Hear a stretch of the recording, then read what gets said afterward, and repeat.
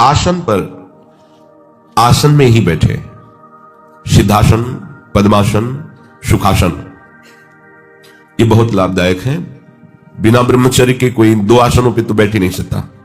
सिद्धासन और पद्मासन, इनकी पहली बैठने की पद्धति में 48 मिनट रखा जाता है, 2 घड़ी, और पूर्णता की तरफ गति रखने पर 3 घंटे, बिना हिले डुले, बिना किसी तरह की चंचलता के, शांत भाव से पद्मासन लगा के गुरु कृपा से इसका पूर्वाभ्यास हुआ है।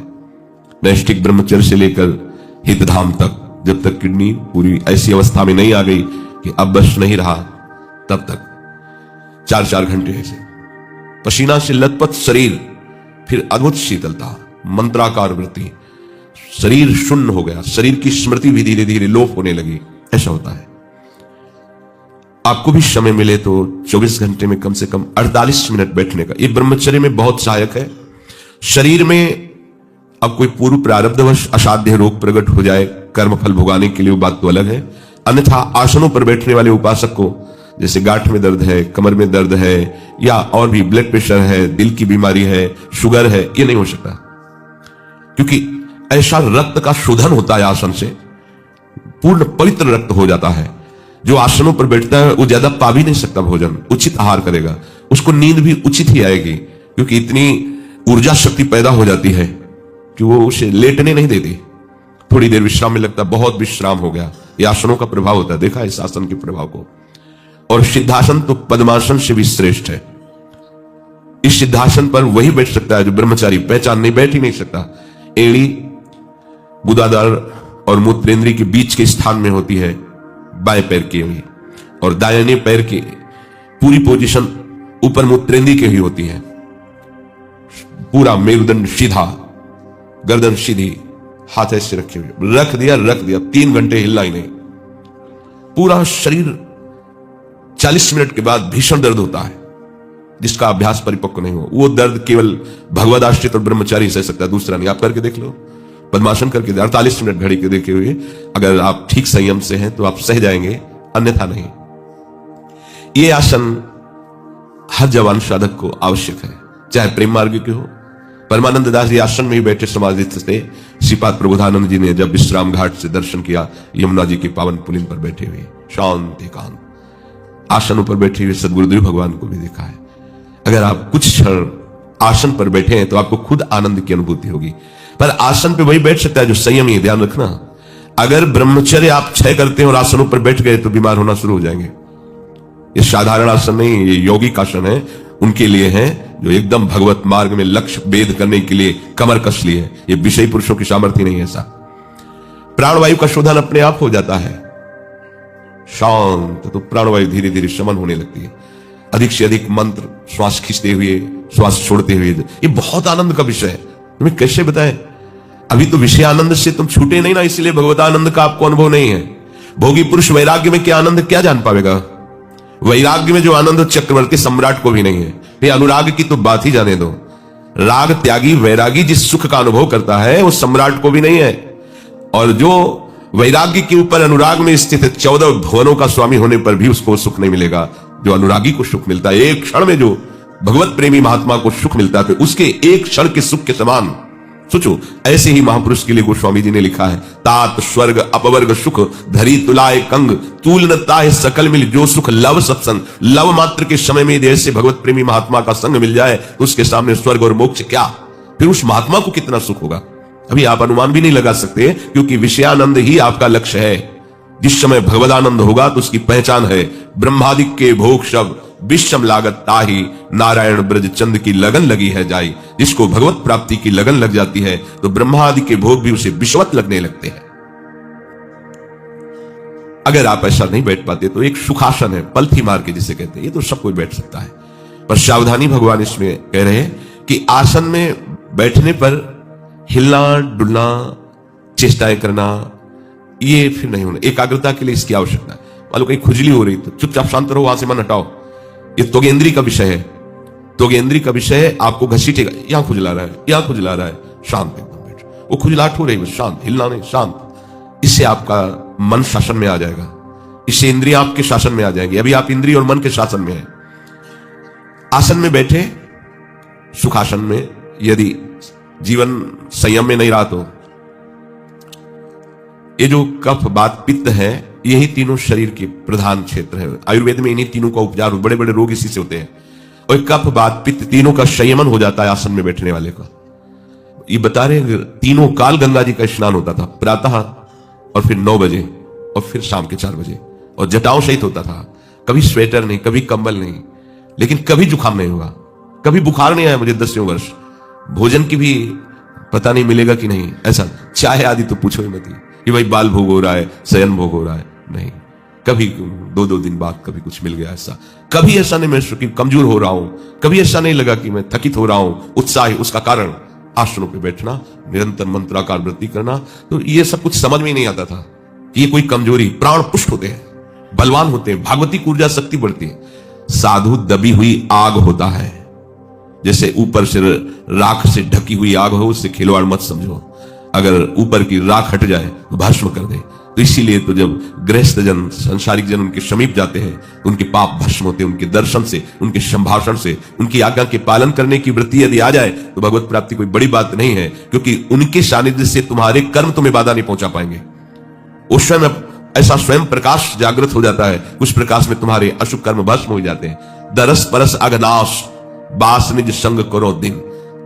जहां हमारे हृदय में भगवत प्राप्ति की लालसा जागृत हो तो जान लेना किसी भगवत प्रेमी महात्मा का वचन आकर के आपके हृदय के अशुभों का नाश कर दिया है। तभी ये बात आती है मुझे भगवत प्राप्ति करनी है, निश्चित समझो। आसन में कुछ समय बैठने का तो सबको अभ्यास करना चाहिए, इससे बहुत जल्दी निरोग हो गए। असाध्य रोग आना, असाध्य रोग से ग्रसित होना अलग बात है। लेकिन तो परिवर्तन से रोग आना कभी कभी ठीक, ऐसा हो सकता है, लेकिन परेशान होना, दुखी होना, दिनचर्या छूट जाना, भजन ना होना, ये लक्षण है शरीर पोषी के। जो शरीर रागी है, केवल शरीर सुख के लिए, चाहे वो वैराग्य में चाहे गृहस्थ, केवल शरीर सुख के लिए जी रहा है। नहीं, ऐसा कभी नहीं होता। तुम्हें कैसे होता है? 102 में परिक्रमा भी की है, परिक्रमा नहीं रुकी। जब चेक किया करके लौट करके मुरारी ने किया तो 102 बुखार, कोई नहीं, इससे क्या फर्क पड़ता है? रोज कष्ट में ही है, जुखाम ये वो सब। अपनी दिनचर्या ठीक 1:30 बजे उठना, इसके साथ व्यवहार प्रेम का नहीं करना, प्रियालाल के साथ प्रेम का व्यवहार करना है, ठीक है? ये जड़ वस्तु है शरीर, इससे वैसे ही व्यवहार करना है जिससे हमारा काम बन जाए। अगर इससे प्रेम करोगे तो दुर्गति करवा देगा। ये जो ढांचा है, इससे राग करोगे दुर्गति हो जाएगी। इससे ठीक वैराग्य पूर्वक व्यवहार करो, उचित भोजन, उचित वस्त्र, उचित व्यवहार, और दिनचर्या कड़ाई से इससे करवाओ, इससे करवाओ। हम नहीं उठ पाएंगे 4 बजे तो अब आपने सब बिगाड़ दिया, परमार्थ का सिद्धांत ही बिगाड़ दिया। हम नहीं उठ पाएंगे, मतलब आप शरीर को बोल रहे हो मैं लेकर के, अब क्या परमार्थ के पथिक हो? शरीर को 4 बजे उठाना, हाँ उठाना है। प्रत्येक साधु महात्माओं के जीवन चरित्र को देखो, अपनी दिनचर्या को भगवान के कहने पर भी नहीं छोड़ा। पूज्यपाद भगवत अनुरागी श्री सनातन गोस्वामी जी को साक्षात नंदनंदन प्रकट होकर बोले कि बाबा अब तुम गिरिराज जी की परिक्रमा में मत आया करो, इतनी लंबी परिक्रमा, तुम वृद्ध हो गए, वृंदावन से पैदल आते हो, मत आया करो। जो आ गया, दूसरे दिन फिर पहुंच गए। बाबा मना किया था, क्यों आ गए? रहा नहीं जाता प्रभु, रहा नहीं जाता, चैन नहीं है। प्रभु ने वो चरण चिन्हारी होकर वही कर लिया करो। हमारे हृदय में जब दिनचर्या इस कोटि का आदर होगा कि साक्षात भगवान ही दिनचर्या है हमारी, समझो आप, ये साधन नहीं है, हम साध्य पे जी रहे हैं। ये जो हमारी दिनचर्या, ये भगवत स्वरूप है। इसमें प्रमाद स्थिति लाना, शरीर राग को बीच में नहीं, ये साधन धाम मोक्ष कर द्वारा पाई न जे परलोक समारा, सो परत दुख पावई सिर धन दिन पछताए, काले कर्म ईश्वर मिथ्या दोष लगाए। व्यर्थ में काल को, प्रारब्ध को, ईश्वर को दोष दिया जाता, और काल सहयोगी नहीं, ईश्वर की इच्छा ही ऐसी, हमारा भाग्य नहीं कि हम भजन करें। हमारा भाग्य नरक भोगने का है। कैसा फंसा लिया मन ने, कैसा तन ने फंसा लिया। मान जाओ मेरी प्रार्थना, इस शरीर से व्यवहार बिल्कुल उतना ही करो जितना आवश्यक है। ये तुम नहीं हो। इसको सुगंधित द्रव्यों का लेप लगा लो, चाहे सोने की भस्म खाओ, चाहे मकरा ध्वज, क्या क्या दुनिया का प्रपंच होता है, खूब खाओ, मरोगे और इसको जलना होगा, नष्ट होना होगा। इसलिए हरिनाम पाओ, ये नामामृत पियो, लीलामृत पियो, रूपामृत पियो, निहाल हो जाओगे। ऐसे दिव्य भागवतिक शरीर की प्राप्ति होगी जिसका कभी क्षय नहीं होता। प्रिया प्रीतम के समीप 8 पहर परमानंद में। इससे व्यवहार मत करो ज्यादा, व्यर्थ में अपने शरीर को दुर्गति की तरफ तुम ले जा रहे हो। ये जड़ वस्तु है, चाहे जितना इसको दुलार करो तुम्हारा कभी हो ही नहीं सकता। ये बेईमान है, मान लो मेरी बात। ये बेईमान जितना तुम इसको प्यार करोगे उतना ही तुम्हें दुख देगा। Blood pressure low, blood pressure high, sugar high, heart में तकलीफ, ये तकलीफ, वो तकलीफ, और फिर भी इसी को प्यार। तुम्हारी समझ में नहीं आ रहा क्यों तुम्हें दुख दे रहा है, छूटने वाला है, जिससे तुम राग करके पकड़े हुए हो, तुम्हारी दुर्गति कर रहा है, तुम्हें क्लेश दे रहा है, और तुम उस स्थान का परिचय नहीं प्राप्त कर पा रहे जहां महासुख है, प्रभु का नाम, प्रभु का रूप, प्रभु की लीला, प्रभु का धाम। अब जीवन भर भोग भोगे हैं, जब घर परिवार से असंतुष्टता हुई, भोग भोगने योग्य नहीं रहे, तो भजन योग्य कैसे रह सकते हो? तुम कैसे भजन योग्य रह सकते हो? शरीर में जीवन भर राग किया, भजन का अभ्यास नहीं किया, तो तुम इसे खिलवाड़ समझते हो? बुढ़ापे में तुमसे भजन हो जाएगा? वही प्रपंच होगा। देखते हैं हम, अगर जीवन भर प्रपंच किया है, वृंदावन वास कर रहे हैं, उनके पास अगर साधु सानिध्य के उद्देश्य से बैठो भी ना, तो केवल कोरा प्रपंच, वर्तमान को नष्ट करना, भविष्य में उसका कोई फल नहीं, भूत को कुछ नहीं, ना वो भूत को मिटा पाएगा, ना भविष्य को बना पाएगा, वो वर्तमान नष्ट हो रहा है। हम देख रहे हैं ना, बूढ़े हैं, 82 वर्ष के हैं, कोई भगवत चर्चा की स्फुरना नहीं, वही संसार प्रपंच, चाहे माला ले लो, चाहे वेश बदल लो, कुछ कर लो। क्यों? क्योंकि पूर्वाभ्यास आपका विषयों करा है, संसार करा है, तो तुम्हें वही बातें सुहाई देंगी, तुम्हें प्रिया प्रीतम की बात तो सुहाई नहीं देगी, प्रिया प्रीतम तो अच्छे नहीं लगेंगे। इसलिए इससे व्यवहार केवल शास्त्र सम्मत करो, वही विवेकवान साधक है जो शरीर के साथ व्यवहार शास्त्र सम्मत करता है। अगर शास्त्र सम्मत व्यवहार करोगे तो इसी जन्म में भगवत प्राप्ति हो जाएगी। दुखों से निवृत्ति का एकमात्र उपाय शरीर राग का त्याग, प्रभु के चरणों का आश्रय। अगर आप नहीं समझो तो फिर आप अपनी जानो। यत चित्तेंद्रिय क्रिया, जब आप भजन के लिए बैठो तो इंद्रियों को अन्य क्रियाओं में न जाने दो। वो करना था, वो करेंगे, फिर ऐसा है भजन हो जाए, फिर इसके बाद उठ करके ऐसा रोको इसको। वर्तमान में तू समय नष्ट कर रहा है, आगे जो तुझे करने के लिए सेवा दी जाएगी वो मिलेगी। अभी तुझे बैठकर चिंतन करना नाम का, रूप का, लीला का, ये व्यर्थ का चिंतन क्यों कर? डांटो अपने मन को, इंद्रियों को डांटो। उसी समय सारा काम है, देख लो ना, बैठ के देखो ना आप, उसी समय सारा प्रपंच निवारण करने के लिए वो बैठ जाएगा। मन ऐसा करना, वैसा करना, कई मिनट रह गए, पूरा हो जाए, फिर चले अमुक कार्य। क्या है ये? डांटो उसको। हमने वर्तमान में तुम्हें नाम जप के लिए बैठाला है, तुम्हें नाम जप करना होगा। आगे क्या करना है हम बताएंगे आपको, चुपचाप नाम जप कर, डांटो उसको, ये तुम्हारे शासन में आ जाएगा। आप अपने स्वरूप को भूल गए हैं, आपके ही शासन से ये समेटेंगे, आपके ही सामर्थ्य से ये सामर्थ्यवान है, आपके ही चैतन्य प्रकाश से ये प्रकाशित है, आप इनसे नहीं है। सब कर परम प्रकाशक जो ही आपका वो स्वरूप है जो इंद्रियों को, मन को, अंतःकरण को, बुद्धि को, स्वभाव को, सबको पावर दे रहा है। आपके ही पावर से वो आपको भ्रम में डालकर नष्ट कर रहे हैं। इस भ्रम को मिटाओ, जा उस कृपा सब भ्रम मिट जाई, गिर जा सोई कृपालु रघुराई। बहुत बड़ा है भ्रम बैठ गया है। शरीर, मन, इंद्रियां, इन पर उपासक का अधिकार होता है, वही उपासक कहा जाता है। शरीर, मन, इंद्रियां जिस पर अपना अधिकार रखती है उसे विषयी और संसारी कहते हैं। शरीर, मन और इंद्रियों पर जो अधिकार रखता है उसे साधक कहते हैं। शरीर, मन, इंद्रियां जो भगवदाकार को प्राप्त हो जाती है उसे सिद्ध कहते हैं। जब आप भजन में बैठे, जब आप ध्यान के लिए बैठे, तो व्यवहार में जाने वाले मन और इंद्रियों को रोकने की चेष्टा करें। जब आप भजन मार्ग में चलेंगे तभी तो आप जान पाएंगे कि मन जा रहा है, इंद्रियां जा रही नहीं। किसको पता है? मन और इंद्रियों में ही विचरण करता रहता है, पता ही नहीं पाता कि मन हमारा कब कहां कहां ले गया। एकाग्रम मनः कृत्वा, सबसे बड़ी सिद्धि है ये। जो कार्य करो उसमें एकाग्र होकर के करो, तन्मयता पूर्वक करो। मन को एकाग्र कर लेना वर्तमान के कार्य में, यही उपासक का बल है। ध्यान देना, इसकी चाल होती है। जब आप वर्तमान में इसे नाम में, मंत्र में, ध्यान में लगाएंगे, तब या तो भूत में भटका देगा या भविष्य के लिए चिंता करवाने लगेगा। ध्यान दीजिए, भूत में जो हुआ है उसका चिंतन ला ला करके सुखी दुखी करेगा, या आगे जो करना है उसकी कल्पना कराता रहेगा। और जो चतुर सावधान साधक नहीं है तो इसी में समय पूरा हो जाता है। माला हाथ में चल रहा है, आंख मुंदे बैठा है और पूरा दुनिया का प्रपंच चल रहा है। आप उपासक हैं, संयम से रहेंगे तो आप इन चोरों को पकड़ पाएंगे। एक बार सदगुरुदेव भगवान ने कृपा करके बताया, लाडली कुंज में थे, तो उनका साधक बार बार परेशान होता रहता है। अरे प्रियाजू के नाम जब करके देखो, हाथ जोड़कर खड़े मिलेंगे, तुम्हें काम, क्रोध, लोभ, मोह, मद, मत्सर, ये तुम्हारे इशारे पर डोलेंगे, तुम इनके इशारे पर नहीं डोलोगे। ये सब भागवती खो जाते हैं। बोले ऐसे दिखाई देता है, ये काम है, ये क्रोध है, ये लोभ है, ये मन है, ये बुद्धि है, ये चित्त है, ये इंद्रियां है, इनकी ये चेष्टा, एक छोटी सी भी हरकत सामने दिखाई देती है, वही उपासक है। गुरुजनों के वचन तभी हम समझ सकते हैं जब हम उनकी आज्ञा के अनुसार जो उन्होंने मंत्र उपासना दिया उसमें तन्मय हो। कितनी भी खास बात हो जाए, आपका उससे कल्याण नहीं होगा, कल्याण होगा पकड़ने से। अगर आप 14 जगह बातें सुनते हैं तो सबकी मति भिन्न भिन्न, भले वो भक्त हो, उपासक हो, सबकी अंतःकरण की स्थिति अलग है, नहीं जान सकते तुम किसी उपासक की बाहरी चेष्टा से। अब वो अगर ईर्ष्या द्वेष से युक्त है तो आपके गुरु के वचनों को ही हल्का करके आपको बता देगा। बुद्धि की कला है। अब आपको अपने गुरु वचनों पर विश्वास नहीं, शास्त्र वचनों पर विश्वास नहीं, तो उसके वचन से क्या हो जाएगा जिसके हृदय में ईर्ष्या है। कंचन तजना सहज है, सहज तिया का नेह, मान बड़ाई ईर्ष्या दुर्लभ तजनाए।